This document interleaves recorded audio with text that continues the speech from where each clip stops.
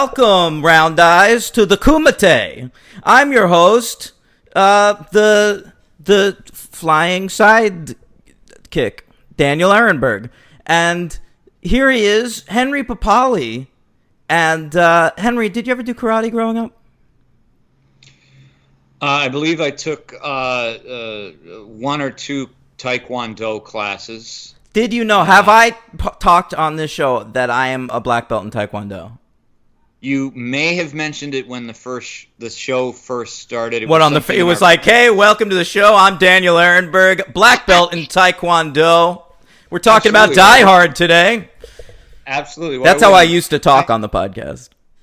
He did. I just remember it being one of the funniest things ever learning about you because I didn't know it about you for like easily a year. Because I am a completely sedentary person. I don't do anything. I hate moving. And so, yeah, it surprises people to find out that I have achievements in the moving arts. How old were you when you completed your black belt? I was probably 13. Okay. Yeah. That's when I took the 2 classes and I decided. But I did it for years. Like, I started when I was like 9 or something. That's cool. Yeah. That's cool, yeah. That's cool, man. I've always been interested in martial arts. I'm not. That's the thing. And I realized that watching these Bloodsport movies, which we are covering today, courtesy of top 5 listener Evil Chris. Evil Chris. Yeah, one of the greats. One of the greats. I signed up. Well, actually, my parents surprised me. I was on the playground one day, and my parents showed. Well, not my dad. My dad was never involved in anything. My mom showed up and was like, "Hey, I've got a surprise for you," you know. And I'm thinking, like, hopefully it's a new VHS tape that I can go home and watch. But It was not. It was, she got me into this Taekwondo class because I was really into the Karate Kid at the time. You know.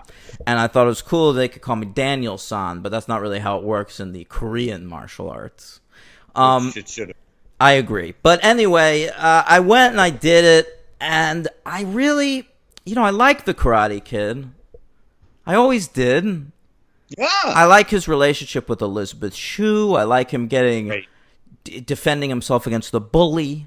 I like him hanging out on the beach because I like any movie that takes place at the beach. Right. But I'm not that into martial arts. I think they're boring. Yeah. I think karate's boring to watch. Can I say that? You can say it. I realized about Bloodsport, like my feelings that like I like them when they, I guess, just feel more real. I don't like the. I think I'm the reverse. I think I need martial artists to have supernatural powers for me to enjoy them. I get it. They need to shoot a ball of ice. They need to say, "Get over here," and they come over there. Sometimes. That's what I need. Well, if he hits him with the spear or whatever, drag him. But yeah, I felt like sometimes I'm watching shows and the fight scenes. It's like if they're involving the martial arts, it's so funny. I go back and I think these scenes weren't as realistic as fucking Daredevil. In Bloodsport?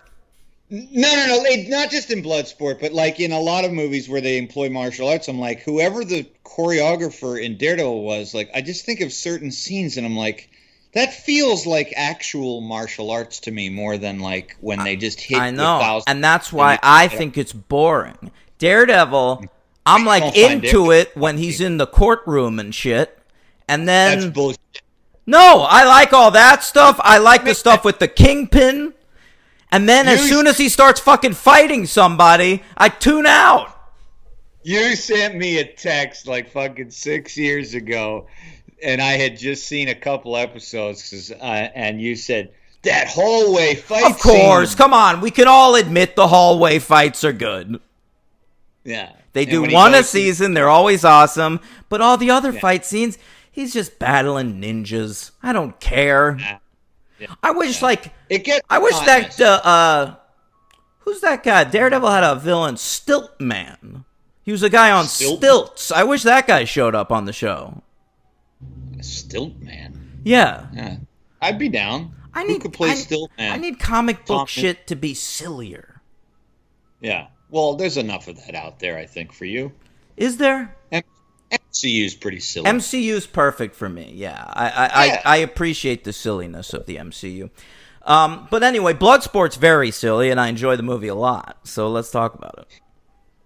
Yeah, this is H Dojo over here, episode 264. I had never seen Bloodsport. I don't Crazy. know how that happened. I grew up and this movie came out. I was 10, but I think it was a complete conflation in my brain always between Kickboxer and Bloodsport. Thought they were the same thing. Same Story. here until last year or the year before I rewatched both of them, and now I can tell them apart. But growing up, for sure, like Kickboxer and Bloodsport were probably the Van Damme movies that were on TV the most, and so I would catch like bits of them all the time, and like I couldn't have told you which was which. It was sort of like a lock, stock, snatch situation. Yeah, okay, that makes sense. Yeah, see, we talked about it when we did Street Fighter. Like Van Damme just was never my guy. Like I like him. He seems like a really He's appealing the guy. Okay. Who was But your I'm guy? saying, growing up, Yeah, that had to be Arnold, man. but that's another level. Well, no, Schwartzy but it was was different. on It an. was a different type of movies, like fighting. These Arnold was more like guns and fucking ridiculous shit with Predator, and Yeah. that was my guy. I didn't go. He for worked the, with great like, directors, great scripts. Yeah, he yeah, did big true. sci-fi movies with huge budgets. You know, Van Damme he picked scripts that would let him do The Split 6 or 7 times. Yeah, exactly. And I watched Seagal. We talked about he was my guy, but Van Damme is probably the nicest guy. And you didn't see Why do you JCVD. keep saying he's the nicest guy? By most seems accounts, Van Damme's a piece of shit. He seems like a guy with problems who's actually a nice fella. Seems awful. I think Jennifer Aniston said like she's the only Friends guest star she ever had a problem with. Really? Yeah. I was reading about him again because it made me want to rewatch JCVD because I really liked that when I saw it. I've never seen that. It looked too self-conscious to me. Oh no, you should see it. It's good. It's fun. He makes fun of himself a lot. Well, I should hope so. He's easily made fun of. I assume we're going to do it here today on the show. Fine with me. I'm down. I'm sport. I am a big fan of Van Damme, though. Like, I will say, Me. I think he had the most consistent run. He's been in a surprising amount of good movies. Okay. All right? Let's go through his run a little bit, because Bloodsport, of course, was his first big movie. We, of course, saw him earlier on as an extra in Breakin', as you might recall. Rack, we've covered him twice. This is the third time. What was the other one? Street Fighter. Oh, right, of course. So at this point, he's working for Canon. He does Bloodsport, follows it up with Cyborg and Kickboxer. And I gotta tell you, all three of those, good movies. All right? I think I've seen Cyborg or Kickboxer, really, for real. Then he does Lionheart and Death Warrant. I haven't seen those. But then, Nope. Double Impact. He plays twins. He's incredible. All right? Didn't. Yeah. Then, Universal Soldier. All right? Yeah. Roland Emmerich directing Jean-Claude, and he's incredible. We'll have to cover that eventually, too. Great sequels as well. All right? He follows that up with Hard Target. All right? He's in New Orleans. It's like a most dangerous game situation. He's being hunted by human beings. All right? It's an incredible film.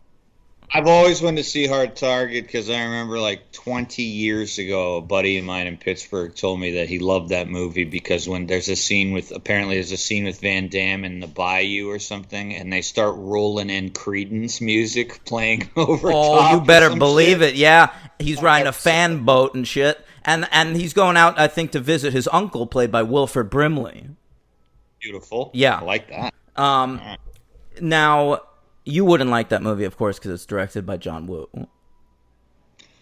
Oh, Yeah. is there a lot of slow motion stuff? Oh, yeah. Oh, no. Really? So I get to see Jean-Claude doing the splits in Oh. slow motion. I think you get to see him doing like spinny kicks in slow motion for sure. Like, 1 or 2 is fine. I just, Yeah. All right. So then the next year, what a banner year. He does Street Fighter as well as Time Cop, one of the greatest films ever made. Yeah, I didn't see that either. See, right. I guess I avoided him. You're ridiculous. He follows that up with another all-time classic, Henry. Sudden Death, which is Die Hard in a hockey arena during Game 7 of the Stanley Cup Finals. He both has an amazing fight scene with a mascot in the kitchen of the arena and has to, in overtime, pretend to be the goalie on one of the teams. He wins the game and foils the bad guy's plot. Incredible. I've seen the latter half of that movie. That was filmed in Pittsburgh. That was a big deal when they filmed it there. It's filmed where the Penguins play, so I remember that. I was in high school, I think. That's 96, right? That is 95. He follows it up in 96 with his directorial debut, Henry, The Quest, which is basically Bloodsport, but like 100 years ago. Incredible. If I'm not mistaken, that's with Roger Moore. Yeah, he is in that. He has a big role in that. Yes. He's sort of like the the big guy in this first Bloodsport, that wrestler-looking guy. What's his name? Chong Li. Yeah, no. His friend. Oh, Donald Gibb. Yeah, I think Roger Moore's sort of the Donald Gibb of that movie. Oh, okay. Yeah. All right, and then follows that up with Double Team, all right? That's like a weird ripoff of the 60s British show The Prisoner, except with Jean-Claude Van Damme and Dennis Rodman. Yeah, that's a famous movie. Yeah, and he makes basketball puns. It's a great movie. And that was sort of the end for him, I kept seeing him, but that's the end of the golden years. All right? I fully recommend every movie I mentioned just now to anybody. I might take you up on that. I might find a new lease on some action I missed out on. I think so. With my new project, I am going to watch. I had a thing against Steven Seagal as a kid. Something Sure. I've rectified in recent years, at having really loved doing Under Siege for the show, and I've seen a couple of the other ones. I am now going to go back and watch a lot of the Seagals I missed. So maybe you should go back and watch some of the Van Dammes. Yeah, and mine was reversed. I had nothing against Van Damme. He just seemed to be out of my radar in the day back then. It was Stallone, Schwarzenegger, Seagal, stupid shit like The Perfect Weapon with Jeff Speakman. You know what your like mistake was? You were loyal. Those guys, they all had their golden years in the 80s. But I didn't know it. Then the 90s kick in. You're like, I'll just stick with the guys I know. Meanwhile, JCVD's coming up the rear going like, hey, those guys suck now. I'm making good movies. I'm watching Demolition Man because I'm like, hey, Stallone didn't leave. Stallone's still here, guys. Yeah. You're stuck here in that theater watching The fucking Specialist when Time Cop is playing 2 theaters down. I wish that I were funny enough of a person to be able to say I was watching The Specialist. I was. I love The Specialist. All right, Henry. Let's talk. I sometimes get The Specialist mixed up with Assassins in my brain. I have all the time. Yeah, you too? Okay. All the time. They have a similar aesthetic. Assassins is Julianne Moore. Yes, and Antonio Banderas. And Specialist is Sharon Stone. Oh, yes, it is. I've seen Assassins. You should see both of them. They're both good. Oh. Assassins is worse, actually. That's a Richard Donner movie. The Specialist is just directed by that fucking guy that made Anaconda, so it's dumb. Oh, that's got to be fun. Yeah. All right, Bloodsport, I'll tell you who directed this movie. My old friend Newt Arnold. Boy, Newt. Newton boy. Who's the best Newt? Is it Newt Arnold? I mean, what are our choices? I think just him and Gingrich. I mean, maybe we can include Isaac Newton. Oh, God, that's a bit of a stretch. Fig Newton. Pig Newton. Pig Newton. Oh, I'm sorry. I just realized that reference to Louis C.K. joke. You're not allowed to do that anymore. Uh-oh. All right. Newt. Let's talk about him. He was Sorry, best Newt. Go best for Newt. it. Aliens. Oh, for sure. You're right. That's the best Newt. Nailed it. It's the best. All right. So this fella Newt, he worked for Canon, who made this movie, and JCVD's first 3 movies, as a second unit director. Mostly on Canon pictures, like mostly, I would say, Chuck Norris vehicles and things like that. That's an asshole there. I never watched any. I never gave a fuck about any of his movies. What? Chuck Norris. What's your beef with Norris? I mean, I never really watched his movies either, but I watched some Texas Ranger, and I watched Sidekicks, that movie he was in with Jonathan Brandis, you know? I watched that a lot as a kid. He's a fucking asshole. I think Joe Piscopo was in that movie. And his movies suck. He's not a good action hero. Well, Sidekicks is great. So he's 1 for 1 as far as I'm concerned. Okay, fair enough. What have you seen by him? Should I watch Missing in Action? No. Let me know in the comments if I should watch Missing in Action and Invasion USA, because I've always considered watching those. I'm sure people will tell you to watch him. I mean, I just think he sucks. He's just not a good action hero. What I like about him is his lack of charisma. I like that he's just like a guy. He's like, you would like take your car in for an oil change, and Chuck Norris. He looks like a fucking car mechanic. Yeah. Who votes red all down the right. Yeah, it's true. No, he's hardcore, man. He looks like a guy who would have like bullied you in high school, and then like you saw him at your reunion, and now he was Chuck Norris. Yeah. Yeah. So the guy that bullied you and was a success, not the guy that bullied you and turned into a. Oh, no. I just mean like he's definitely a loser, because Chuck Norris looks like a loser. I'm saying like anyone except Chuck Norris who looks like Chuck Norris is a loser. Oh, correct. I see what you're saying with that. Yeah. Right? Yeah. That's what's amazing about Chuck Norris, is that he managed to succeed with all of that. Yeah. An ugly motherfucker. Yeah. I mean, I guess. I don't want to talk too much shit about Chuck Norris. He seems like... Why? What's he going to do? Kick me. I don't know. That's what he does, right? Taekwondo, you could take fucking Chuck Norris, man. He's like 90. Is he that old? How come he's never made like a JCVD style movie? I feel like Chuck Norris, if he was self-aware, is he going to guest star on that new Walker Texas Rangers show with Jared Padalecki? I don't know. I have so many questions this week, Henry. He's too busy promoting conspiracy theories and leading insurrections. He doesn't know what to do with Is that what he's doing? Do you have confirmation that Chuck Norris is a Q? No, I don't. But I do know he's a big asshole Republican. Do you?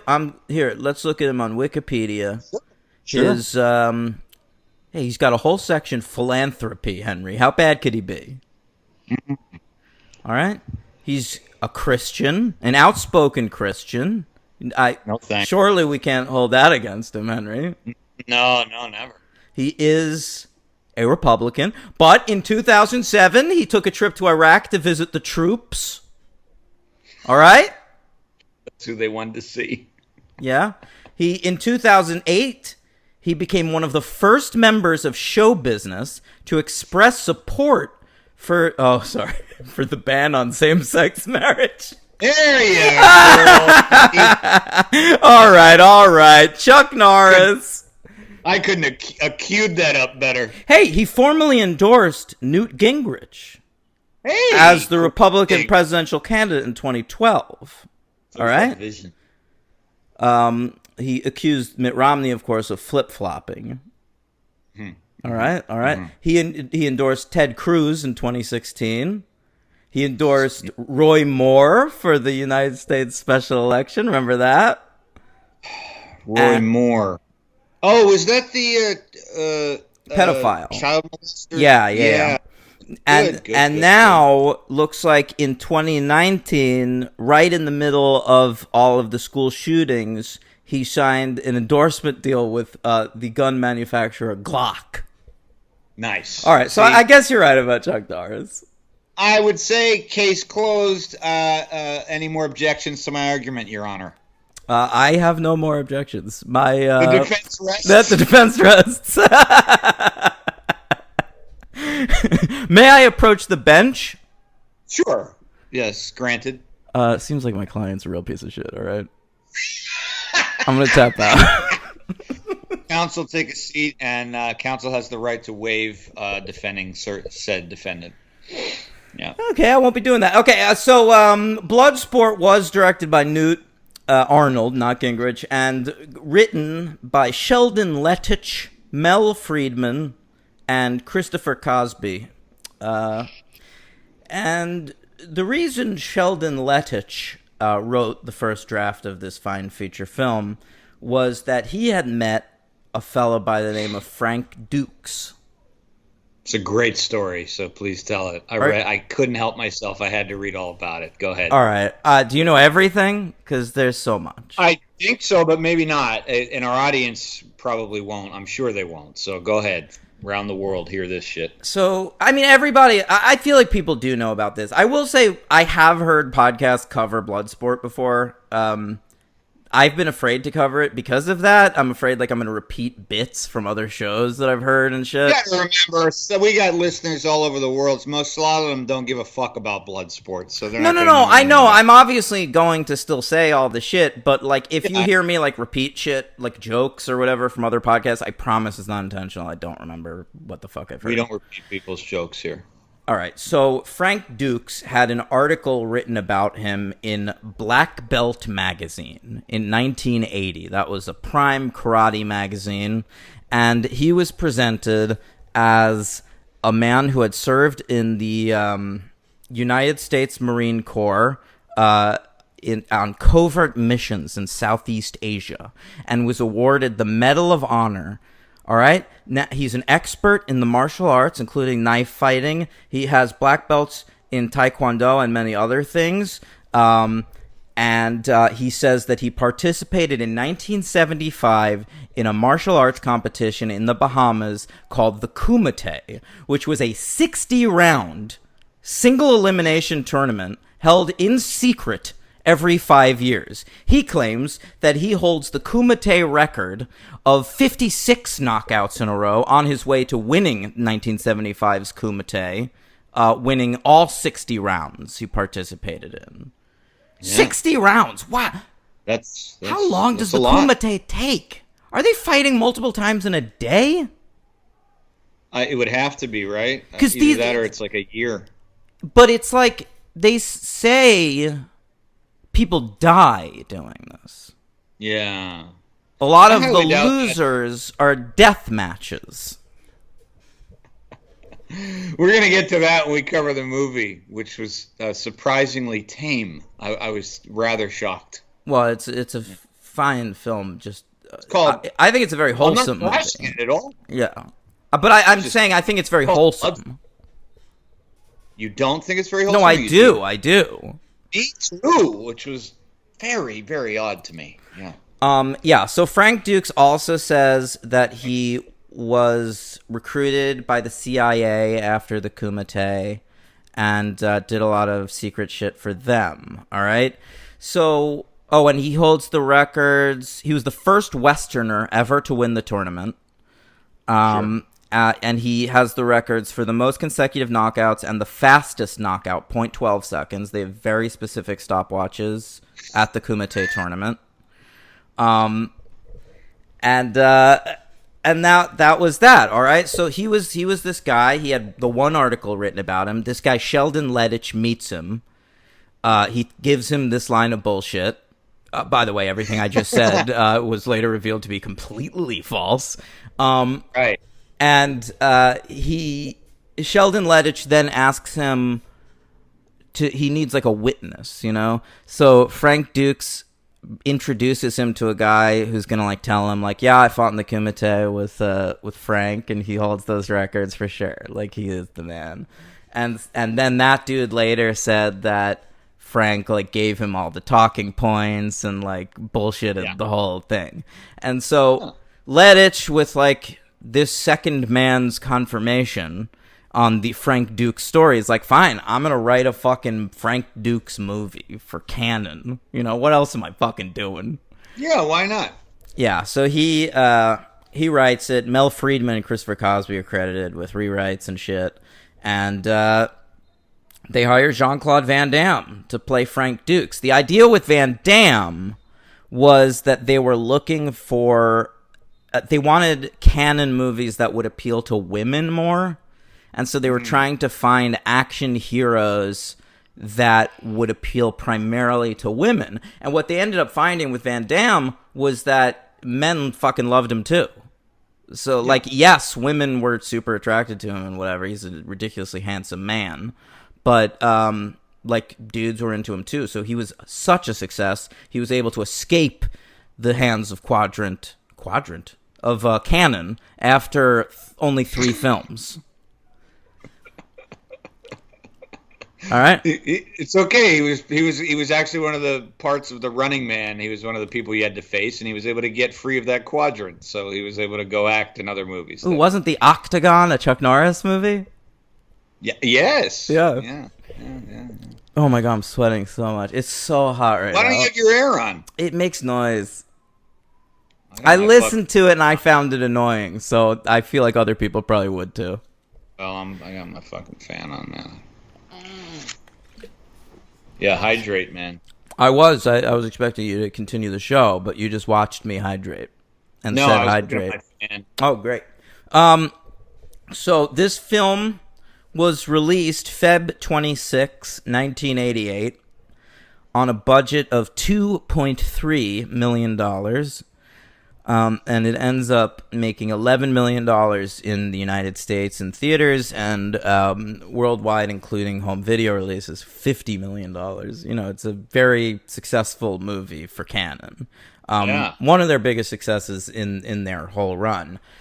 It came in at number 81 at the American box office, right between 2 sequels, Hellbound, Hellraiser 2, and Caddyshack 2. I loved saying Hellbound, Hellraiser 2 when I was a kid because it allowed you to say hell twice. Oh, sure, you could swear twice. Yeah, and that was because your parents couldn't be mad at you if you were just saying the title of a movie. Right.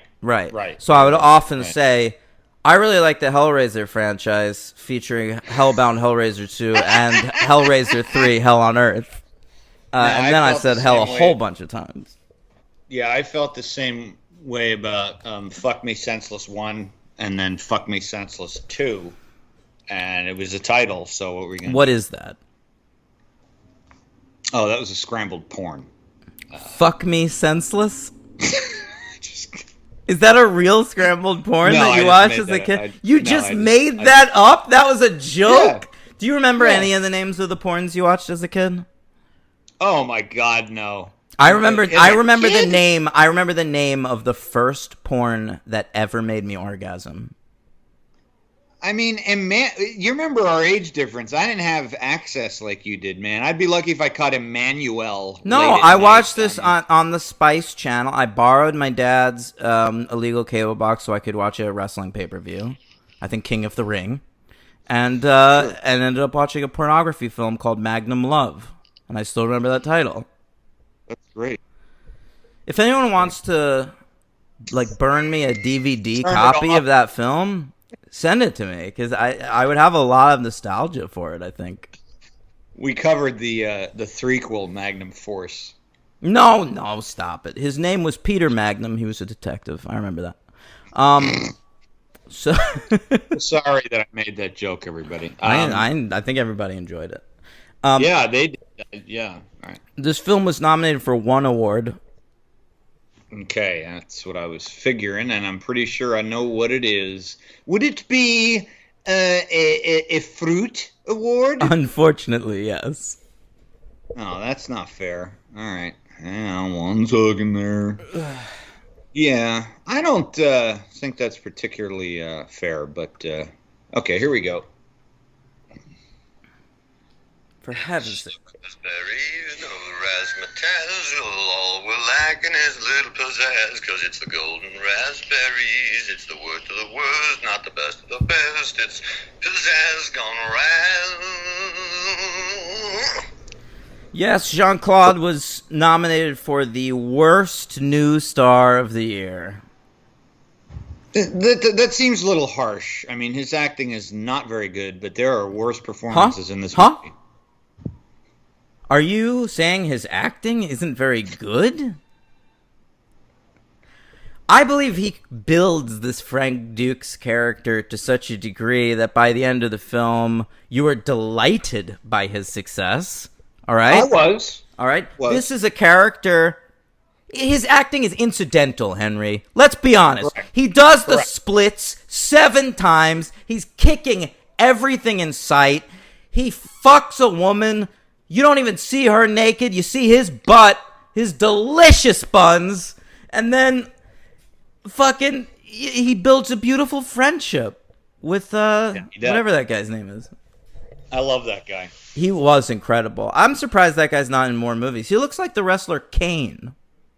Well, he's from Animal House, I think. You know this guy from Revenge of the Nerds. He plays Ogre. I do remember him in that. There you go. Yeah, fucked up my frat movies. Yeah, I mean, one's much better than the other. I know, but I never saw the Nerds movies. Well, we will for the show. Oh, sure. Yeah, in the first Revenge of the Nerds movie, there's like a good guy rape. Like he rapes a girl and you're supposed to feel happy for him. Oh. Yeah. Good. Yeah.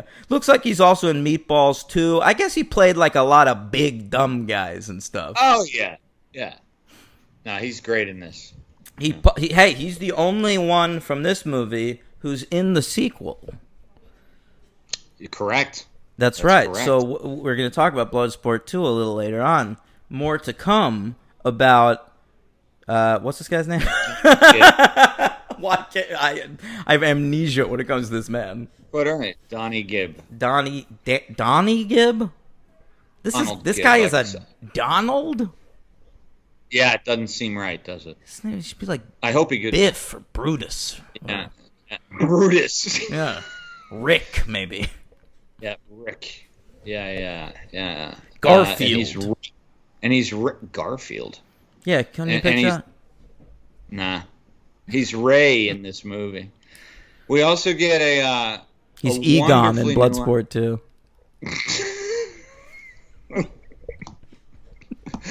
We also get a wonderfully nuanced performance from an actor I felt very sorry for having to do this. Who? But he was just getting started, and I think he's okay. Oh, Forrest Whitaker? Forrest Whitaker's great in this. Why do you feel bad for him? You can kind of see he would rather be doing I think you're out of your mind. I think Forrest Whitaker's charismatic as fuck in this movie. He stands out. He's the best. He does. Of course, because he's Forrest Whitaker. That's what this movie does. That's smart. It throws fun, memorable people in there. That's why it's a good one. You remember the white partner of his, Forrest Whitaker's? No, of course not. Exactly, that's my point. They're not all like that. I Forrest guess Whitaker. That guy's Norman Burton. Apparently, he played Leiter in Diamonds Are Forever. Felix Leiter. Oh my God! Wow, okay. So how about that? Not such a nobody anymore, bitch. Yeah, now he's huge with me. Motherfucking bitch. Yeah. All right, zombie. And then the other big character was, of course, the great Bolo Young, who everyone remembers as the bad guy from Enter the Dragon. Yeah, I didn't, and I've seen Enter the Dragon. I have too. I thought it was pretty boring. Too much karate. Enter the Dragon, pretty good movie, but I prefer Brandon Lee. If Bruce Lee had fucking face paint and was playing the guitar, I'd have been way more into that shit. I remember there being a lot of mirrors in Enter the Dragon. Yeah, I guess so. I could picture them breaking a bunch. Mirrors. Yeah, a lot of kicking mirrors. I feel like he yells a lot. He's a yeller, that Bruce Lee. Yeah, definitely. He has to make those sounds. Van Damme does that too. Yeah, Van Damme definitely, I think, sees himself weirdly as like some sort of Dutch next Lee. gen Bruce Lee, but it's not really what he is. It's like a Belgian Bruce. Oh yeah, Belgium. That's where he's from, right? Yeah, the muscles from Brussels. Now Brussels, that's a city in Belgium. I wonder if we have any listeners in Belgium. Oh, I know we do. I've seen their flag on here before. What are their exports besides waffles? Belgium? Yeah. What goes on over there? In Bruges, that goes on over there. Really? Oh, that's where that takes place? Belgium. Yeah, I'm looking Belgium, it up right now. fascinating country. I would love to go to Belgium. They also speak like a million different languages, so we'd survive. Maybe that's where we English, should move. They have a good English, soccer French. team. Yeah, everybody speaks a ton of stuff. All right. Up, you looking it up? Yeah, I am looking it up. I'm reading about Belgium right now. Seems like Brussels is the capital. they're a pretty densely populated country. Yeah, they are, because it's a nice place to live. Yeah, it's 22nd most densely populated country. Would you like to hear a bit of their anthem? I figured you. Dutch, French, and German are the primary languages there. Yeah, they speak English too. They're very Christian, which I don't like. Yeah, but they're not like American Christian shit. It's not like that. Yeah, maybe not. You can avoid that shit. That's an American bullshit thing. Looks like they're known for beer, chocolate, waffles, and French fries with mayonnaise. And there's some great art museums. Their national dishes are steak and fries with salad and mussels with fries. Seems like they love fries. You'll be in the restaurant. I'm going to be walking around in the museums. They produce over 1,100 varieties of beer, and Godiva chocolate comes from there. How about that? Of which it seems like JCVD drank all but 1,101 of those varieties in his career. Sure, but he's on point in this movie. I feel like he's not even drinking. No, I don't think so. I don't think that shit. Look came at his for skin; it's perfect. He's healthy looking. He looks healthy looking. He really looks beautiful in this movie. You're quite taken with. How can't you admit that? Like he is quite. He's a looking guy, sure. Yeah, huh? he's a specimen in this film. Like he is perfectly built. He's tall. He's charismatic up the wazoo, Henry. Up the wazoo. His charisma. I don't want to. I did wonder when I was watching these, because I was trying to remember like these were going on in sports, but some of the way these guys are built, especially Bolo. You think there is some roids going on yet? I would say guys? Bolo has roid situation. Yeah, Bolo's he's too wide boy to be natural. He looks like Triple H. He looks like a strong man in a circus.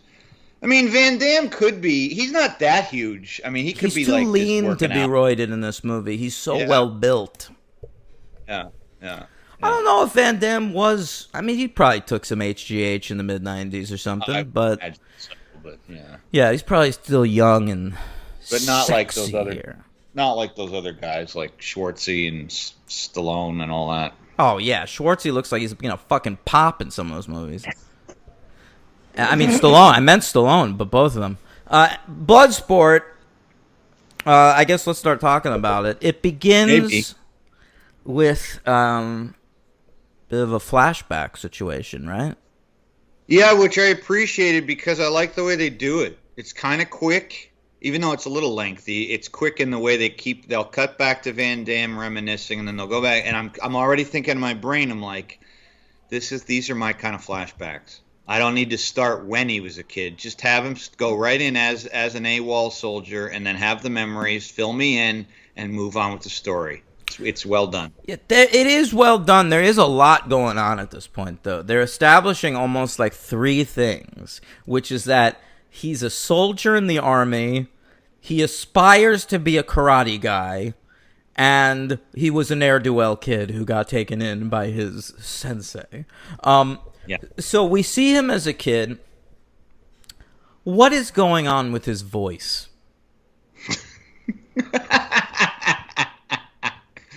Well, they found a kid who had an accent of some sort. I disagree. He had an accent. That wasn't put on. I disagree. I think they dubbed Van Damme and pitched his voice up to sound young. Oh, get out of here. I swear to you, I think that's what happened here. That's a lot of work for Canon to go through. I feel like they don't have the perseverance to do something like that. But Newt was a first-time director. He was trying to prove himself. Yeah. I just thought it was a kid like from some foreign country who was just walking through the airport, and maybe a tourist on the set, on the lot, and they were just like, hey, where are you from? And the kid's like, I'm from France. And they're like, here, read these lines. And it works. It's fine. I mean, I guess, yeah. So he's like, what does he sneak into this fella's house? Well, he's following his two other ne'er-do-well friends who treat him like shit, and then they leave him there alone when he gets caught with the sword. Oh, right. He's stealing this sword, and then so the guy's name, Tanaka, right? Tanaka's katana. Yeah, right. Katana's the sword, Tanaka's the man. Say that 6 times, folks. Fine, Tanaka's katana, Tanaka's katana, Tanaka's katana, Tanaka's katana, Tanaka's katana. Fuck! Damn it, I really had it for a while there. I'm not doing too bad tonight. I'm stumping. Alright, Tanaka now meets Jean-Claude Van Damme's character, Frank Dukes. He has a son of his own, who is a great martial artist, that he is training in the way of the martial arts. He's an 8-year-old master crier. And what happens is he takes in Jean-Claude. I guess Jean-Claude's like a street kid? And because he like adopts him.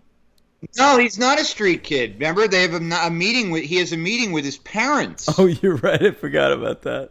That was an interesting scene, and they explain what his father was doing and came over from overseas, and he's the American dream, man. It's what happens to all immigrants. He got over here, he worked hard, and he paid off, and now he's got a beautiful triplex in Beverly Hills. So, unfortunately, he's also stuck with this ne'er-do-well kid, Frank Dukes. So when Tanaka comes and is like, hey, can I have your son? They're just like, yes. Yeah. First, they were like, Frank, if you don't want to go with Mr. Tanaka, you're going to have to put up your dukes. Good one. Hey, listen, I have an even bigger problem about this flashback that I need to address right this fucking second. I think I have an answer. Did you notice this? Yes. In the flashback, young Frank is clearly wearing a New York Giants football shirt with a San Francisco Giants baseball hat. Right. So who fucked up here? Is this the director and like the costumers fucking up because they don't know anything about sports? Or are we led to believe that Frank growing up was just a fan of Giants? of any Giants. He was also, you couldn't see his shorts. He was wearing They Might Be Giants shorts. Yeah, and a Jack the Giant Slayer t-shirt. Yeah, that's correct. So I had a couple theories about this, okay? One was that he simply is a kid who likes both teams.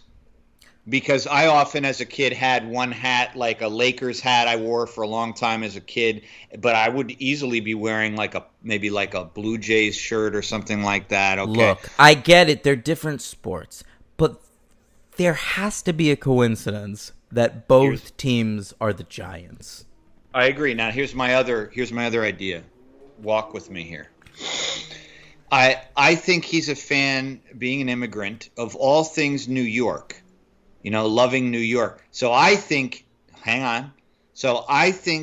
this kid is a studious fan of the game of baseball, and he is diehard Willie Mays fan. Then why wouldn't he have a vintage New York Giants hat? Because that is clearly the San Francisco logo. Hard to get back then. I'm telling you the truth. Vintage New York Giants hat. So he just switched to San Fran. And so he's supporting his New York teams, but with Willie Mays dedication on the San Fran. That's all I got. You don't buy it. No, I think someone fucked up, and Okay, that was my third theory. It's very crazy. It's like something you'd expect to see in like Troll 2, I think. I also love, just while we're talking about he's a soldier right off the bat, I love a universal soldier. That's right. This universal soldier is kickboxing his way to sudden death. Yeah. And becomes a hard target for two guys from the Army, Forrest Whitaker and this other dude, literally fucking follow this one. The U.S. military has the resources to tell these two guys, be like, look, there's one soldier missing in our entire military of 2 million people around the world. We need him back. Here's your plane ticket. Go to China. Bring him back. Well, I don't think that they would care, except that they know about the Kumite. And the Kumite is so secret that even the United States military has interest in it. Yeah. But then I think the way they generally view soldiers is, why the fuck would they care about this guy's life? Be like, all right, fine. He goes to the Kumite, he gets killed. Whatever. No. I don't think they even care. I understand that I'm reading between the lines here. It's protocol. But in my eyes, they didn't care about Frank Dukes. They were looking for the location of the Kumite because, as we know, America's a colonizing nation. And so I would think that they are looking to send an American to the next Kumite to win. Officially. Yeah. So the Americans can take over the Kumite, you know? They say, you know, Frank Dukes is the first Westerner to win, but in this film, he's being played by Jean-Claude Van Damme. So he's not really a Westerner. Well, I mean, he might have... Frank Dukes, the character in the story, may have been born in Brooklyn. It's convinced me. Well, that does happen a lot in Jean-Claude Van Damme movies. I mean, in Hard Target, I think he's supposed to be from New Orleans. Sure. His name is like Colton Devereaux. Yes, he does. Yeah. Oh, he does. Yeah. That's fucking great. By the way, great decision, and I mean this genuinely, as I mean most things I've said so far, to be perfectly honest. Great decision on the screenwriter or the director to not follow the one tall tale in Frank Dukes' original story, that he went to the Bahamas for the Kumite. Not so threatening or exciting. See, I would have preferred the Bahamas. The Bahamas seems to me... I always... Fucking on the Bahamas. Listen, I'm scared of places that are like vacation destinations, because I'm always terrified what's going on underneath that. You know, people go on their honeymoons in the Bahamas, Henry. But then, if you travel inland a couple of miles... The Kumite. You're right. Yeah, you're right. Don't get in the Jeep with the guide, whatever you do. Oh, don't get in any vehicles, for sure. No. Stay on the tour bus. Don't even get on there, man. Take your own tour. Actually, you probably do want to be in a large group. Yeah, large group of people. Or just stay on the beach. If I go to the Bahamas, I'm just going to the beach and... I mean, what else is in the Bahamas? What's in the Bahamas besides beaches and hotels? Let's find out. That's all I want to do, really. Well, we're going to be moving to Antigua and Barbuda. Maybe we'll move to the Bahamas. Well, we're not big there, though. Remember, we cracked... You're right. We cracked... We cracked Maybe we should move to Saudi Arabia. I don't think that would be good for either of us, but something specifically tells me for you that might be worse. Yes. Yeah. Looks like the Bahamas, a lot of Greek people there, very Protestant nation. That's all I got. Yeah. I don't know what goes on over there. They've got a lot of magic, it says. Voodoo. All right. Yeah. Regattas.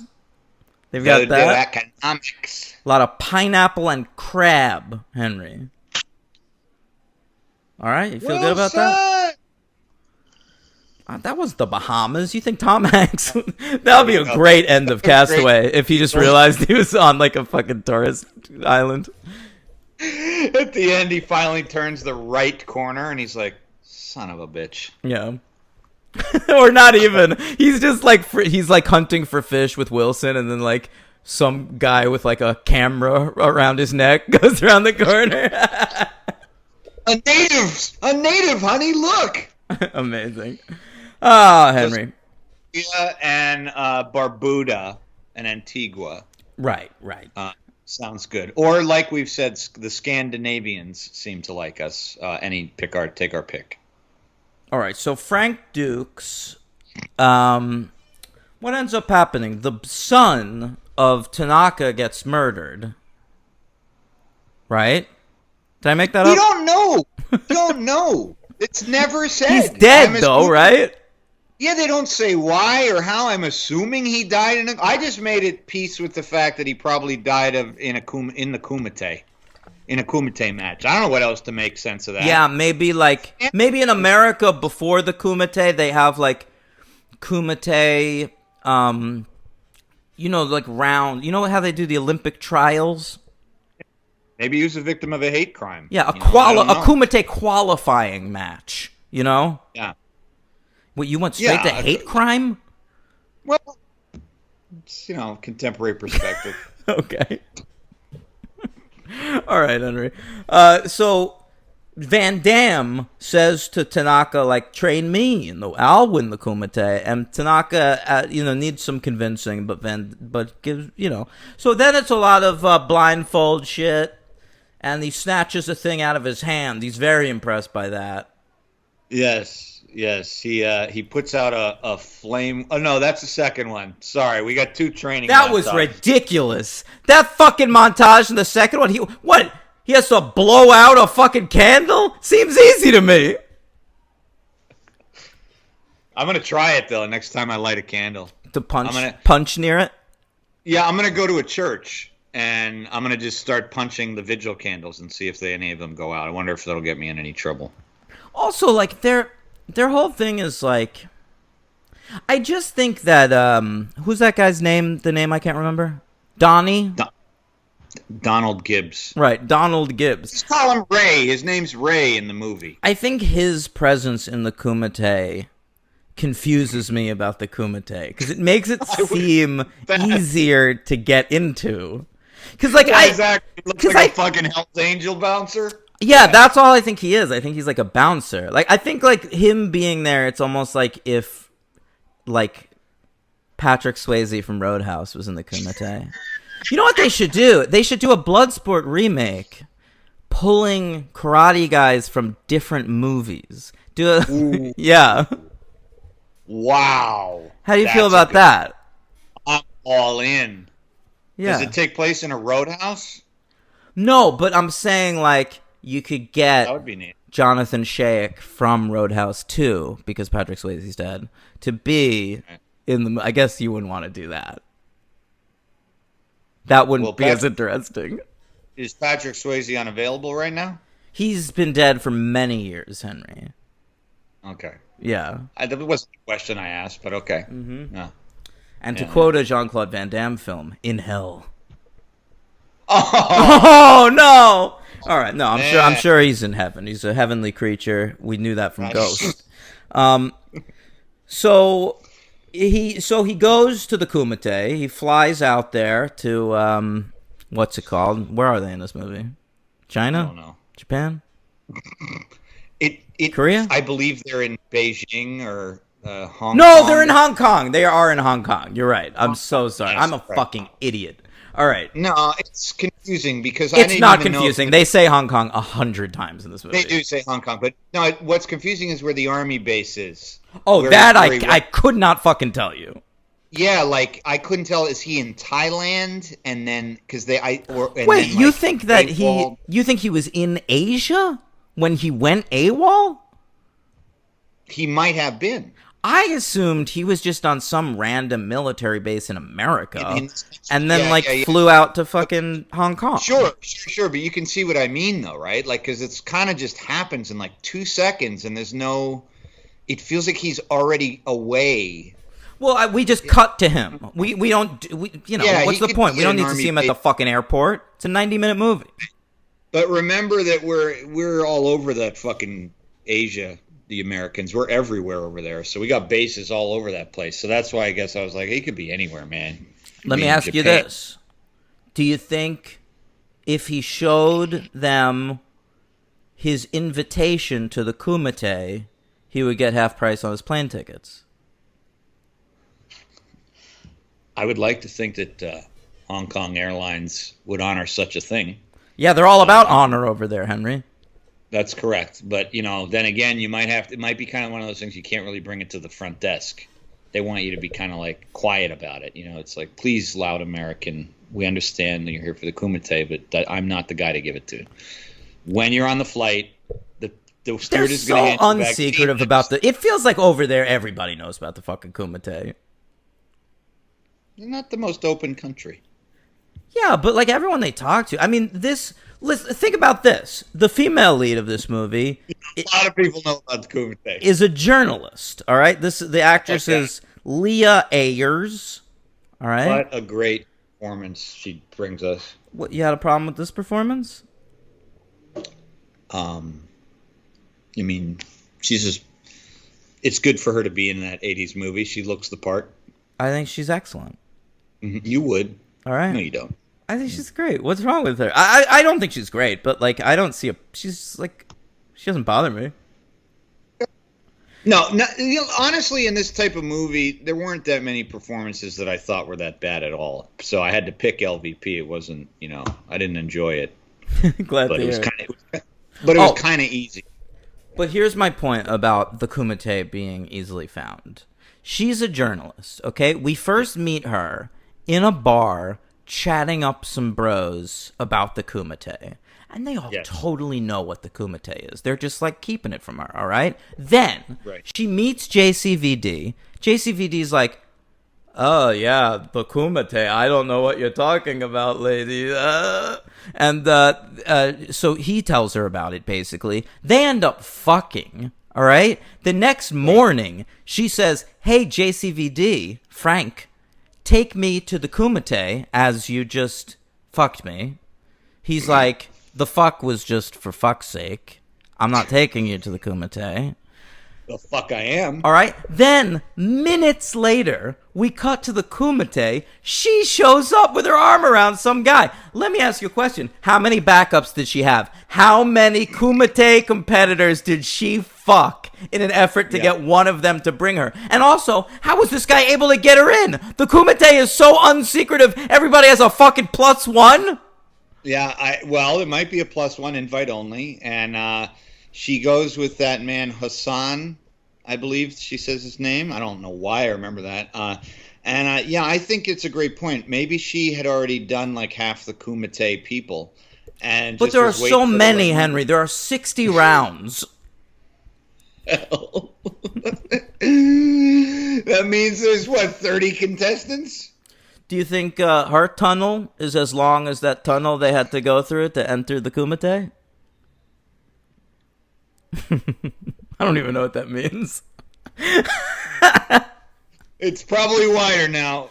All right. Oh, boy. No. Hey, she had to get the story. Yeah. I mean, true. Definitely. She did get the story. She certainly did. And she looks very inconspicuous in that crowd.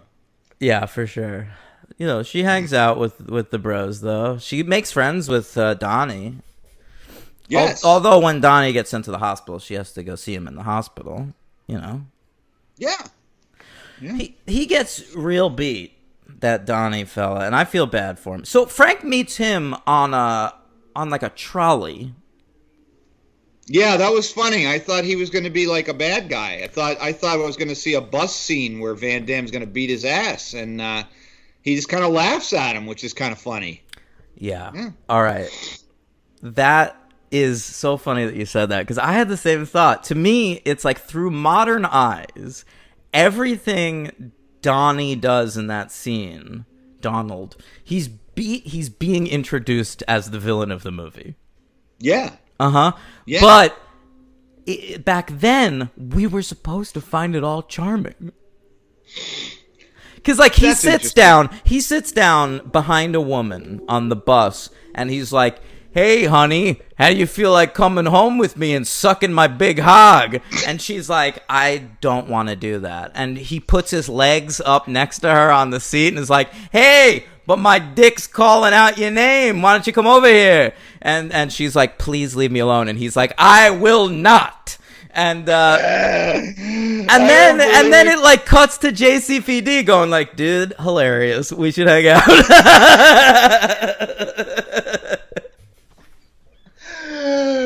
I don't believe he says anything close to that, but his body language is That's the vibe. horrendous. It is mortifying. I mean, his legs go over the seat. He's shoving a beer in her face. I know, drinking beer in public. It was fun. I mean, it's like, it wasn't funny. Like, I'm watching it like, please kick this fucking guy's ass. And then, like, a scene later, I still thought he'd get a comeuppance when he went to the pinball machine. And they play pinball together. Not pinball, fucking video games. What are you talking about? What are they playing? I don't remember. Him and Van Damme. Oh, they're playing like a racing game. Right? Oh, no, they're playing a fighting game, right? It's like a boxing game. It's like Punch-Out or something. Yeah. And no, it's a karate game. I mean, and he kicks his ass, and then you realize, oh, he's a nice guy, and they'll be friends. And then it was like, oh, all right. And then that's what the movie is about, Henry. To me, a little bit. This is a film about male friendship. Yeah. Did you relate to it on that level? No. Here's what I like about Bloodsport. All right? The end of the movie, Donald gets sent to the hospital. Donald.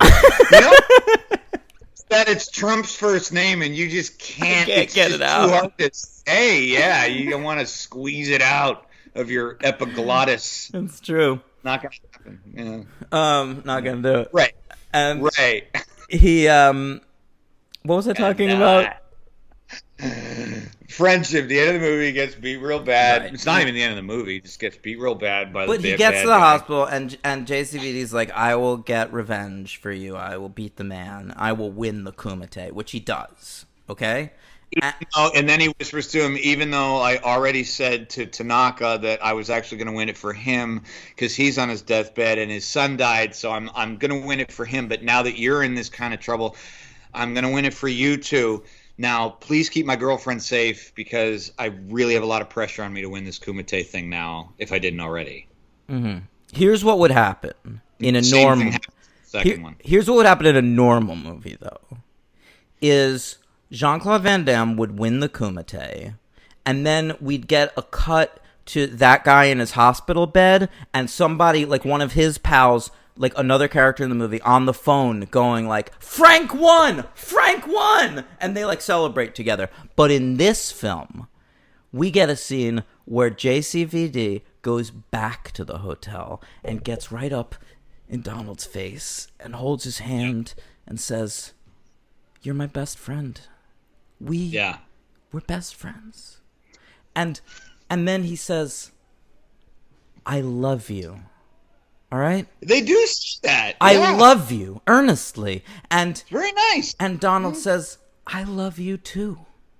Yeah. You know? Like, with no hint of irony, no hint of gay panic, nothing. It's just two manly men who just competed in the most hardcore physical competition you've ever seen in your fucking life. Two hard men just saying, I love you to each other. Yeah. I found that rather remarkable. That was a difficult thing to imagine two action stars, or one action star, saying to a Revenge of the Nerds guy. He'll be so happy to hear you call him an action star. Yeah, he kind of is now to me.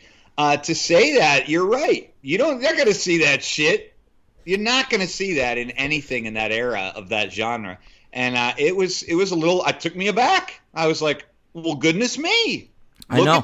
And that's the last moment in the movie. You know? Like, most moments would then have... Most movies, normal movies, would then have JCVD turn around and maybe embrace the woman. And maybe have the three of them like, hey, and now we're going to go forward into new adventures. But no. The last scene of this movie forgets about the female lead entirely. It is just a celebration of lovely friendship between two straight men. She's out. He goes back to the base. By the end of the movie, Forrest Whitaker and his pal are cheering him on. They go. They get into the fucking. We're letting military personnel from other countries into the Kumite. That does not sound safe at all. And so let's talk a little bit about the fighting and the action, because this is what kind of surprised me. I mean, the movie is called Bloodsport. It's from 1988, really from, I think, 86. I think it laid in the shelf. And it's a Canon picture. Right. So I was really, no joke, expecting this to be some fucking gruesome, brutal shit. And it is nowhere near that. No. And it's fine. It's just surprised me. I was like, what is this movie rated? What is it rated? Really I don't know. It's just very... I don't want to say it's mild, but like if it's not what you think it is, folks, if you've never seen it, like there's a lot of fights and there's a death, but there's not like, I mean, what do we get? Like one broken bone coming out of a shin. That was gross. It's not really that kind of movie, though. You know, reading that thing about how Cannon was trying to appeal to women more. I wonder whether that had some play in the movie, because the next year he's doing Cyborg for Canon, and that's a bloody fucking movie. Right, and I was also trying to figure out, it had to be something. There had to be reading, because also, like, in the Kumite, it's supposed to be like basically it's Mortal Kombat. I mean, you're supposed to just fight till you die. Mortal Kombat's a rip-off of Bloodsport. Okay. Oh. I mean, that's everyone accepts that. And then Bloodsport 2, a rip-off of Mortal Kombat, amazingly. Oh, full circle. And so, and you know, when Chong Li kills... Chun-Li is a character from Street Fighter. I think this character, Bolo's name is Chong Li, isn't it? Oh, that's what you were talking about? I'm sorry, I thought you were talking about fucking Mortal Kombat. No. Yeah. It's Chong Li. It is Chong Li. You're right. I'm sorry. Yeah, and when he kills somebody, I'm trying to remember who he kills. It's probably somebody not that important. No, he just kills one of the many competitors in the Kumite. The judges turn their backs on him, and a part of me felt a little bit for Chong Li. Here he is. He's in the Kumite. He's doing his job. There's not a rule that says no unhonorable deaths. You know, he wants to kill the guy, so yeah, this is no DQ as far as I'm concerned. Come on. Well, but he probably likes it. You know, he seems like the type of guy to consider himself a heel. Yes, true. And he's all roided out. So he's not thinking straight. I'm just thinking of the rules in this thing. I'm like, are you? Or I mean, I guess the death. The rules are there are no rules. Clearly, there are. There are no rules. What are you talking about? Hunter, you're gonna get the stink eye from everybody. Why? I just got finished telling you, because it seems like if you kill someone, you are shunned. He's not shunned, though. He's still allowed to compete. They're just unhappy with him. Yeah, they give him like a slap on the wrist. So like, hey, what? They're like, hey, Chong Li, that's enough of that behavior now. So then, what did you think of him not killing Donald Gibbs? Because I really thought he was going to kill him, and then we would have like a Rocky IV scenario. I thought that's what was going to happen, and they don't. I wonder if he was dead in the original script, and then this actor was so delightful that they felt they needed to keep him alive. I think it was a good move. I think dramatically it would have been better if he would have died, but at the same time, it's kind of nice for a change. You wouldn't have the hospital scene, which is the best scene in the movie. Yeah, I don't know about that, but yeah, you wouldn't get to have him be friends with Jean-Claude.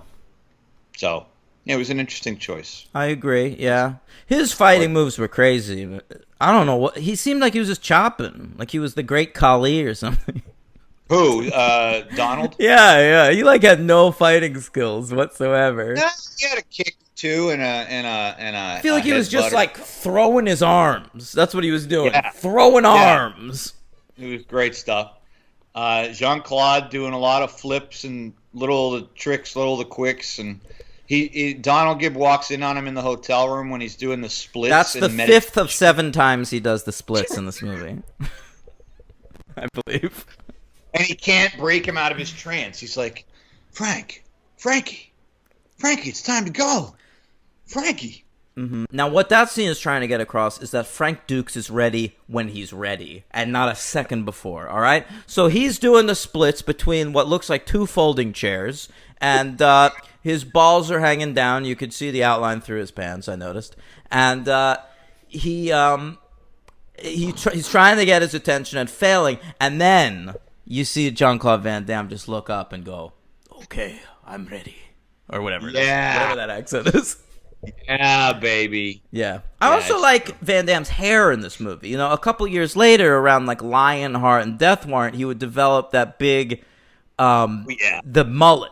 You know? He got a huge mullet. In this one, he's got like a little schoolboy haircut. It looks like he's very 10. odd. It's very strange haircut. Because there's flashbacks when he's training, his hair is poofed up.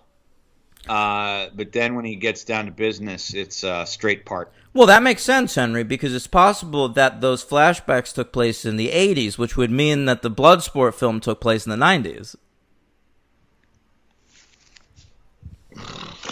Yeah, that's a good point. Yeah. It's good. Boy, that really throws off Donald Gibbs' character's chronology a lot for the sequel. You may be right. What do you give this film? I give this a well-deserved happy 3 stars.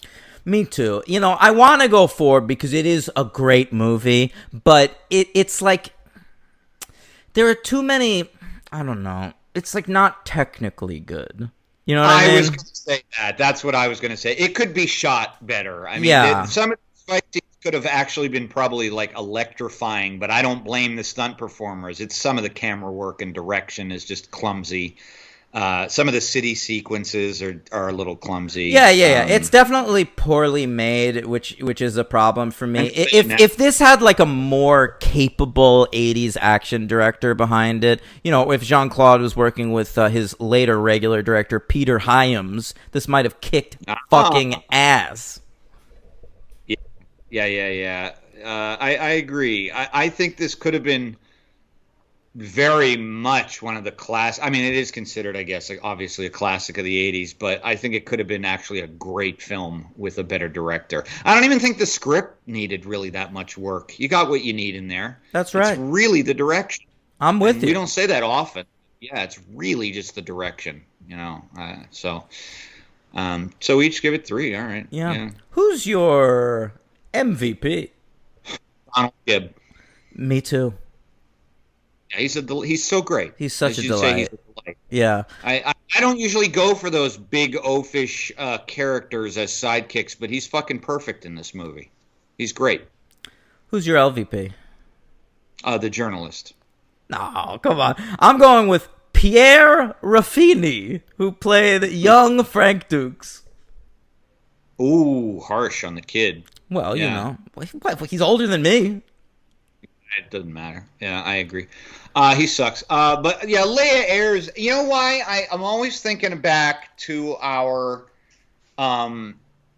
whenever we do an '80s movie, especially something that's not a drama, something that's like an action, like a Beverly Hills Cop or a Die Hard, and I feel like these actresses were out there, and they just. Boy, sometimes you could just. I know that it wouldn't be Bonnie Bedelia's first choice to go into Bloodsport, but like, you know, we got Leia Ayres is her name. Well, that's what happens, man. You take these roles, and sometimes you're lucky, and it's a Die Hard, but usually it's not. Yeah, and she's just pretty airless, I'd say. Leia Airless. I thought she was fine. I mean, she's acceptable, dude. But You if get I like have a to million actors. Like, yeah, I mean, I guess would I prefer to have like a real actor in this role? Sure, but like, I think she's. but just someone that we find when we come across sometimes who's like, oh, she's got some spunk. She's nobody, but she's like, she was a good addition to the movie. She's To be fair, during this movie, she probably got some spunk. At least 30 doses. Okay. Let's move on to the next one. Will come to order. Right, yeah. I love the title, The Next Kumite, because it doesn't... It's not like it ups the ante any, you know? Like, usually it would be like the fourth Bloodsport is called The Dark Kumite. That's a good title. Right. You're like, what's different about this Kumite to make it dark? This one is just like, yeah, it's the fucking next one. Yeah, 5 years passed. Here it is. We're here again. It's not the final one. It's not the eternal Kumite. It's not, it's just the next one. Right. So this film came out March 1st, 1996, 8 years after the first Bloodsport. So being that the Kumite takes place every 5 years, I think we're to believe that this is probably taking place in 1992? I would 93? say so. Yeah. I would say so. Or they had to skip one. You know, maybe some of the participants missed the next one, so this is like the next one. But it's like the next. COVID happened. It's sort of like the Tokyo Olympics. Yeah. Right. So maybe there was a terrorist attack, like the Munich Olympics. Like they tried to have the Kumite 4 years later at a hockey arena. And Jean-Claude Frank Dukes had to step in and save the day. They were going to have it at Nakatomi Tower, and some German terrorists who just wanted to turn out to be robbers. The craziest thing happened. A local police officer managed to stop it. When has that ever fucking happened? That's fucking nuts, man. And that was almost like the time they postponed the Kumite for that the other German guy who robbed downtown New York at all the gold in the gold reserve, and it like shut down the city for weeks. So the Kumite couldn't take place. He was. I've heard he was related to that other guy. I heard that too, but that's not confirmed. Not confirmed. Yeah. So Bloodsport 2, the next Kumite. I mean, who knows why they made this? Who made this? Who wanted to see this? 8 years, and this fucking actor, who you'll mention. We've been seeing this guy. We've covered this fucking guy. I didn't know this. Well, we'll talk about him in a minute. One of our finest Daniels. So 8 years later, they develop a second Bloodsport. At first, it's going to go straight to video, Henry, but they actually released this fucking thing in theaters. That's impressive. I couldn't believe it. I have no memory of this. I mean, and it's 1996. Right? I'm literally obsessed with the arts and leisure section of the New York Times. I'm pouring over every word. I promise you I never saw any listings for Bloodsport 2, the next Kumite. And this is March 96. You are 9 years old. Yeah. I am 17 when this comes out. I have no recollection of this either. It made at the box office, looks like we have an exact figure, $684,351. It was at number 207 for 1996 between... Not bad. Yeah, between the indie crowd, Trees Lounge and La Cérémonie.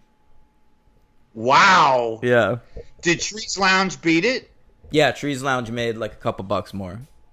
Fucking beat Bloodsport 2, the next Kumite. That's great. Yeah. Trees Lounge, of course, one of my favorite films ever. I saw it in theaters. I loved it. Yeah. So we have a new director and a new writer for this film. Nobody returned. Our director is a fellow by the name of Alan Meres. And I don't know anything about him. He's directed a bunch of bullshit. But Bloodsport 2 and 3 are his most prominent credits. Yes. We have a new writer, a fellow by the name of Jeff Schechter. All right? You familiar with Jeff Schechter. At the time, You know, Bloodsport 2 was his first produced screenplay. He mostly worked on kids shit. He wrote some DCOMs. Brink is a famous Disney Channel original movie about inline skating. And he also worked on some Care Bears and some, looks like Beethoven films. And then he went on to write a lot of kids shit. that's great stuff. Yeah, I mean, whatever. What a career. Oh, he's got a show on ABC Family that's on... Oh, at Freeform, excuse me. It's not ABC Family anymore. But that was his most recent thing. It was called Stitchers. So if anyone saw that, make sure to download the franchise on Stitcher Premium. I don't know if we're on there. Oh, Okay, really? I have no idea. Henry, whatever. I lost my train of thought. So this film, let's talk about the main guy. That's the most important thing. We're replacing Jean-Claude. Yeah, he's doing much bigger things at this point. Quick career, 8 years. He is a household, beyond a household name. Jean-Claude? Think about that rise from Bloodsport obscurity to 1996. 2 years later, he was already on a big downward slide. No, correct, but I just mean that's quite a wow. That's a big a quick one. 8 Better to years. burn out than to fade away is what I always say, Henry. Yeah. Yeah. Like Mama Cass. So, Well, it's better to burn out and fade away, but not do it choking on a chicken bone. it was a bone? Is that what it was? It was like they left a bone in her sandwich? So when it was an assassination attempt by the turtles. It was a sandwich. But I Peter, growing Paul, up, and Mary did it. Yeah, they tried to kill her. How dare you have 4 people in your group, 2 guys, 2 girls? You would be like us, getting rid of you, mama. I call this bone the equalizer. Growing up, I don't know why, I always thought it was choking on a chicken bone. And then I found out later it was a sandwich. We only know that from Austin Powers. No. And I don't even remember that joke. Yeah, he says that she choked on Hems. He's going through the people like, oh, so many people I loved in the 60s are dead now. Janis Joplin, drugs. Jimi Hendrix, drugs. Mama Cass, ham sandwich. Or something like that. That's the joke. Oh, yeah, sandwich. That is the truth, I believe. Anyway, enough about Mama Cass. May she rest in peace. Great And voice. Austin Powers. May he rest in peace. All leaves are brown and the sky is gray. I've heard that song a lot of times in my life. Me too. Yeah, it's pretty inescapable. Bloodsport II, The Next Kumite. Daniel Berendt. Oh, excuse me, that's not his name. Bernhardt. Like Sandra Swiss. Bernhard. He's So he has done quite a bit of acting, but he is mostly known as a stuntman and a fight choreographer. And Henry, before the show, told me that he saw that movie Nobody with Bob Odenkirk, and he started to talk to me about it. I was like, save it for the show, because we're going to talk about that movie. And now I can reveal why. Because did you know that Daniel Bernhardt, the lead of Bloodsport II, The Next Kumite, was Bob Odenkirk's personal trainer on Nobody? no, I did not. Yes. That's crazy, man. He was also So Bob the Odenkirk goon has on the spent... bus. Yeah, he was one of the guys on the bus. So And I didn't know that. And what a weirdo coincidence that I decided to watch Nobody right after Bloodsport 2 last night. And I just didn't know one had any connection to the other with this guy. So I wasn't looking and I didn't know. And that's incredible. yes. Wow. He's also in that episode of Barry. That's the best episode where And he's in John Wick playing a hitman, Kirill. well, he's probably friends with Chad Stahelski, right? That guy was a stuntman in a lot of bullshit in the 90s. Okay. I think he might have even worked on this on Bloodsport too. Yeah, I mean, I liked Nobody a lot. It was difficult for me to make the transition to to buy Odenkirk in some of those fight scenes, but they present him enough getting his ass kicked that it kind of works. Yeah. My only problem with Nobody, it's just that I loved it. I gave it a 4. Like, I'm going to say nice things about it, but it was one of those things where everything's a franchise now.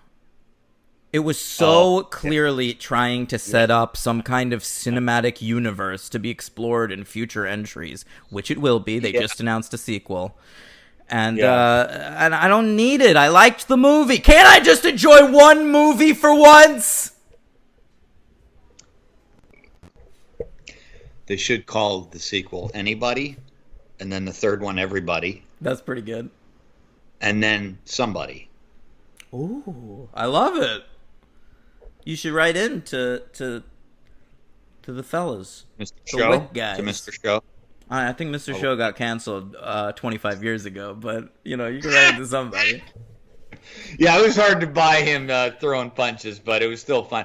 I'm sorry it devolved in the third act into just a warehouse shoot-'em-up scene, but whatever. I mean, who cares? It's pretty awesome until then, and Christopher Lloyd's around, and it's a good movie. Yeah, it's a fucking fun time, man. Yeah. Yeah, so that fucking guy, that's where he is now. That's crazy. Hanging out with Bob Odenkirk. He's probably hanging out with Odenkirk more than David Cross is these days. Oh, yeah, they're on separate paths. Well, they're on separate coasts, I believe. I think Odenkirk's living in L.A. and Cross is in upstate New York right now, living with Amber Tamblyn. Yeah, I think he moved upstate with Amber Tamblyn. Oh, yeah. I always thought after he was in New York City for a long time, and then I got the impression he was out in California. But I guess you're right. You'd know. I don't remember. All right. Yeah. I mean, he's in California plenty because he does movies and shit. But I think his home base is upstate. Oh, okay. It's my holy trinity of favorite stand-up comedians. And that's something because, like, to me, he's primarily a sketch guy, like, who does stand-up. And so it's amazing that he's, like, one of your favorite stand-ups. He's one of mine, too. David Cross is amazing. Yeah, the three Davids for me. Who are the other two? Comedians. The three Daves. Dave Chappelle, David Cross, and Larry David. He's not a stand-up. I mean, his stand-up's not good.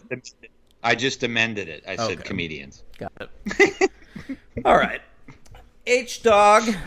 So this fella, his name is Alex Cardo. That's the name of the actor. And he is also a ne'er-do-well, but not when he was a kid. Now, he is an adult and still a ne'er-do-well. And he's still robbing, stealing a sword. But one of his friends snitches, and he gets caught by the cops at the beginning of the movie. That's right. Gets sent to the Slammer in Thailand. Now we're in Thailand. Wait, are we definitely in? Oh yeah, we are. I'm pretty. Yeah, it's like sure a real. It's like a broke down palace kind of a prison. Yeah. They give him pink prison uniforms, which was interesting. Sorry, that was a little odd. Why? It seems so strange, especially for 1996, because now it's like fashion forward for a man to wear pink. But I feel like back then it was still like pretty gay, and this movie is like this like real ball sniffing action movie. Like, let me tell you something.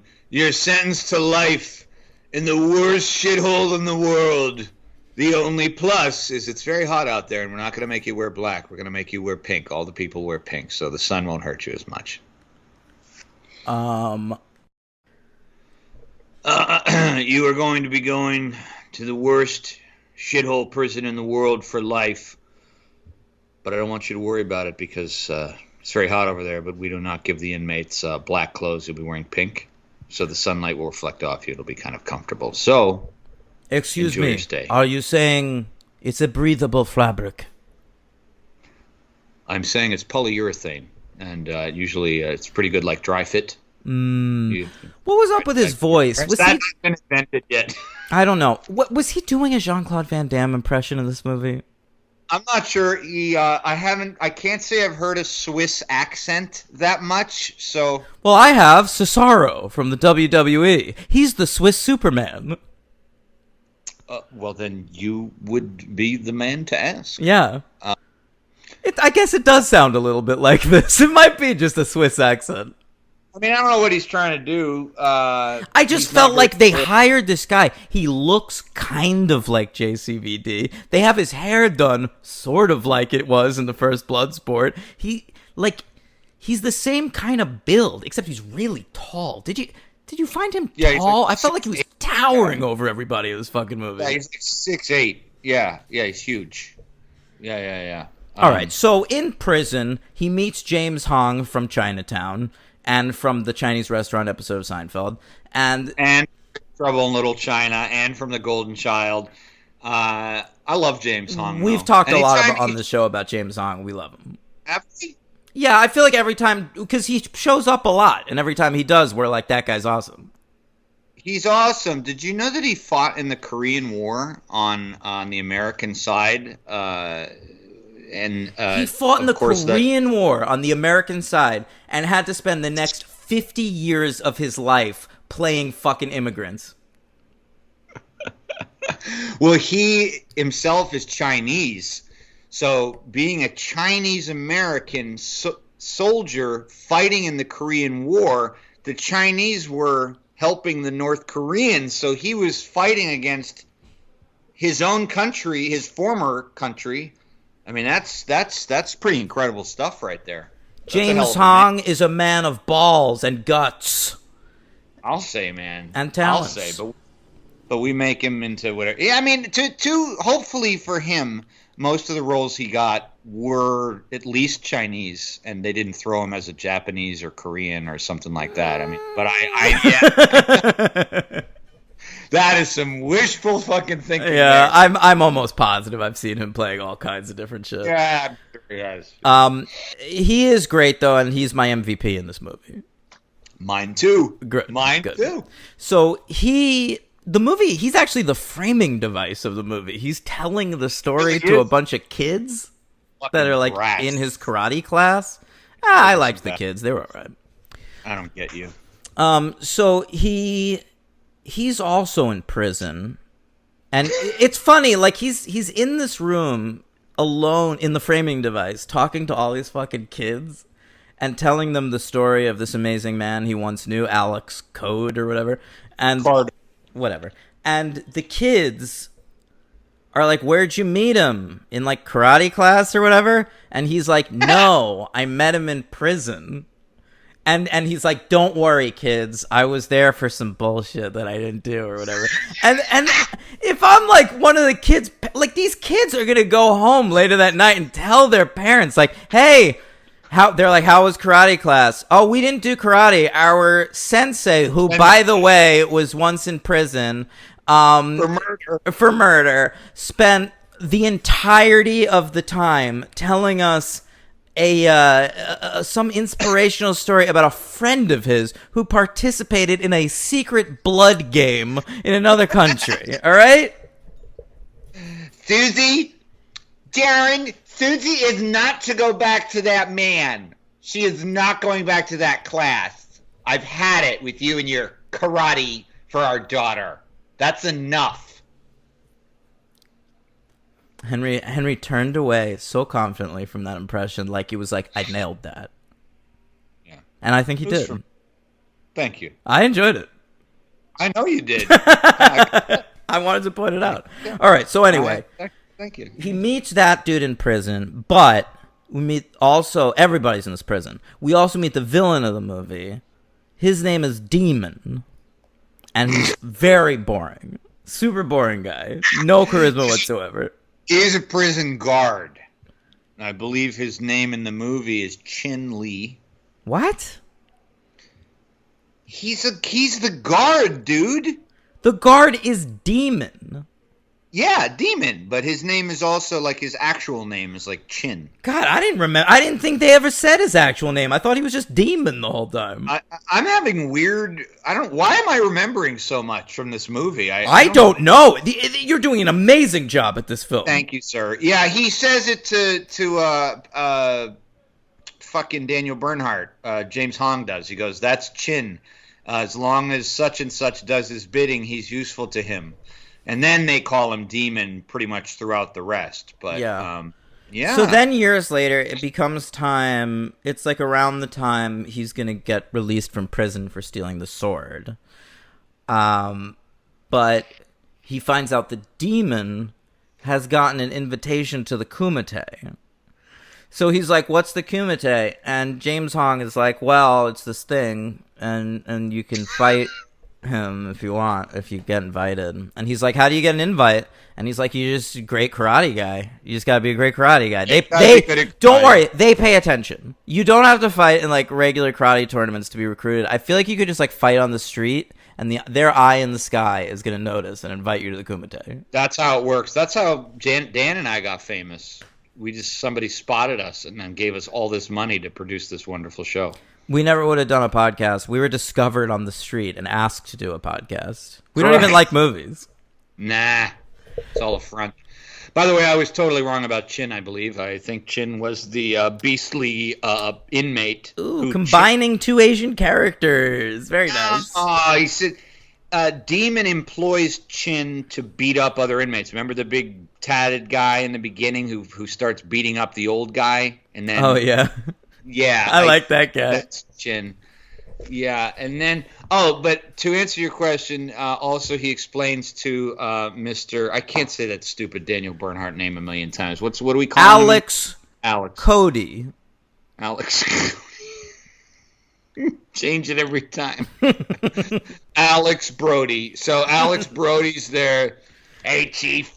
Brody's in there, and James Hong says the only other thing you have to learn is there's this guy in these secret mountains named Danny Rand, and he employs this thing called the Iron Fist. Sometimes they call it the Iron Hand. You just have to learn that from me. You can move water, you can put out fires, you can do all kinds of shit. You learn that, and you can be anyone. You got to find Danny Rand though, and make sure that he's. 5 years ago, the Kumite, of course, was in Hong Kong. This year, it's in Kunlun.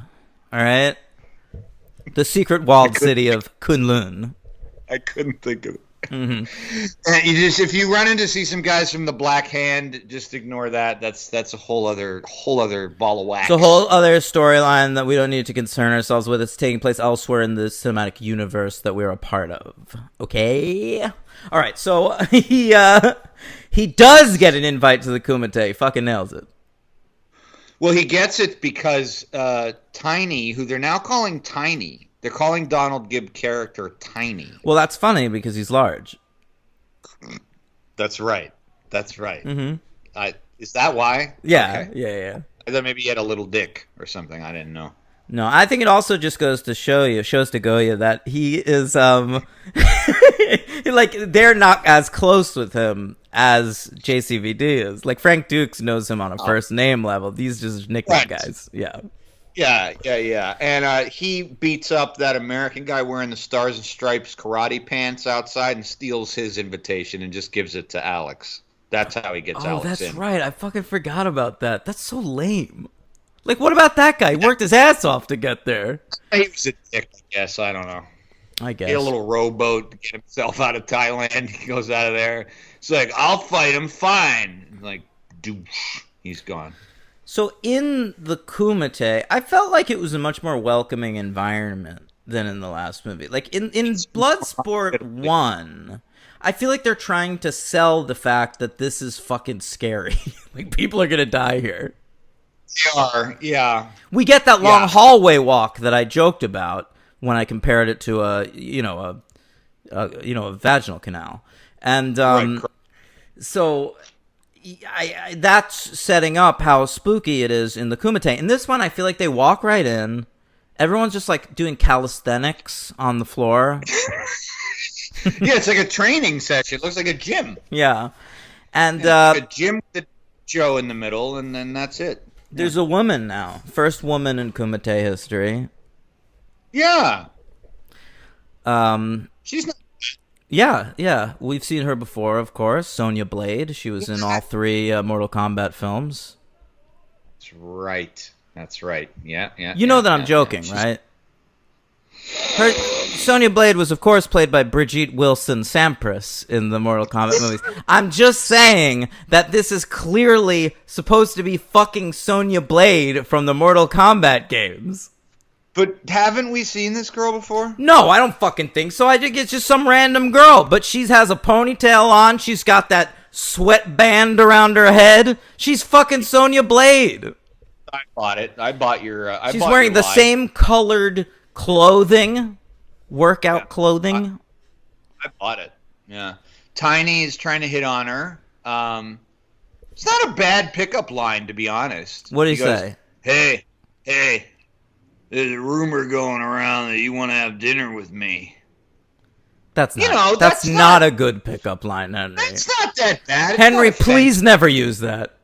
I wouldn't use that because then people would think that the rumor was at work and it would cause all kind of inner problems with HR. So I wouldn't want to do that. I'm not saying do it at work. Why'd you assume I meant at work?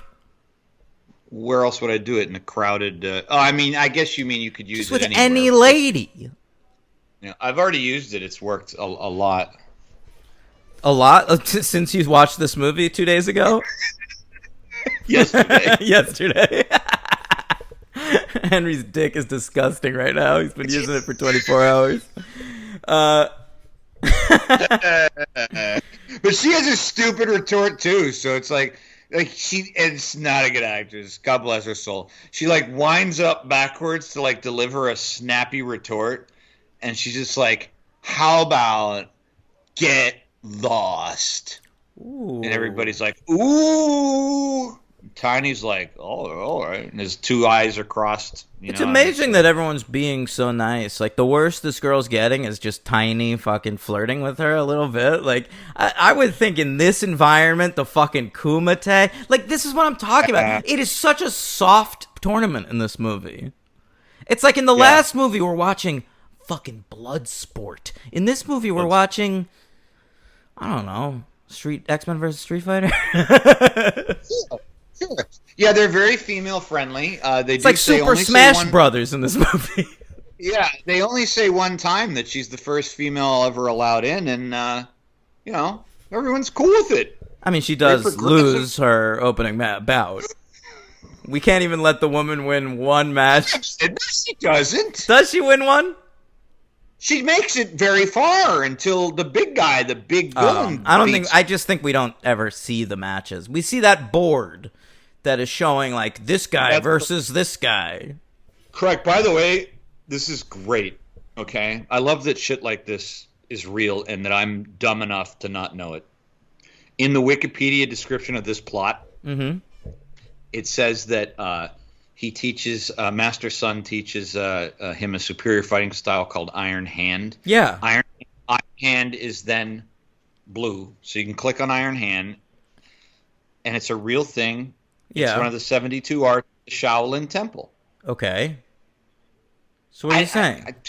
I know that was like a real study. All right, well, this is a very realistic film, Bloodsport II, the Next Kumite. So that means that Iron Fist, who studied, I believe, at the Shaolin Temple.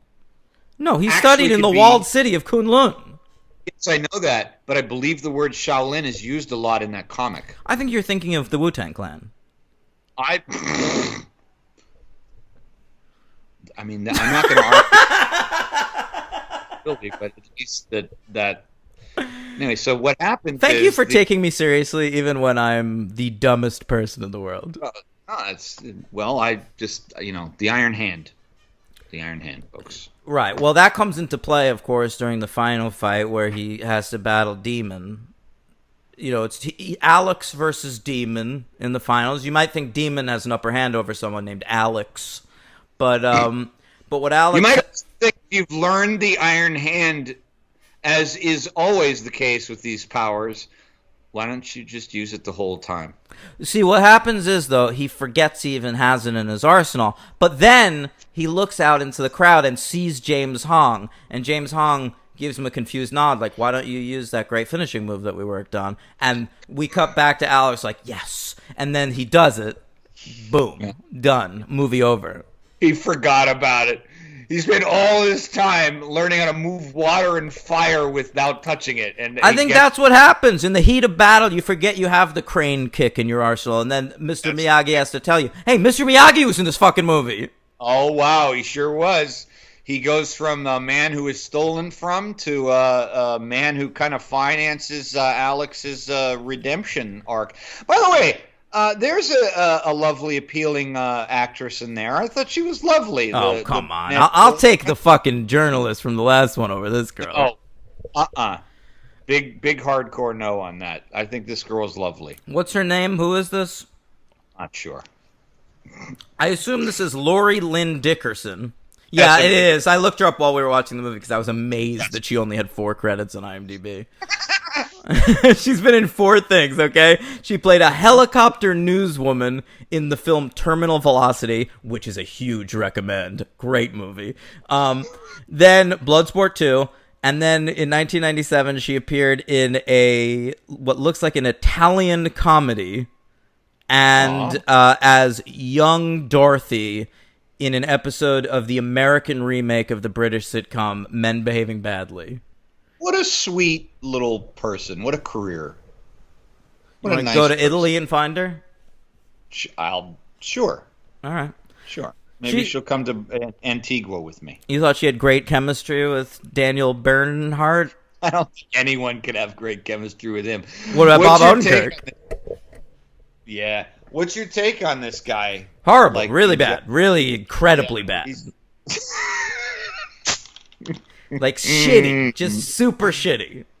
Yeah, he's got like a smirk and he's clearly an amateur actor. There's not a lot going on there.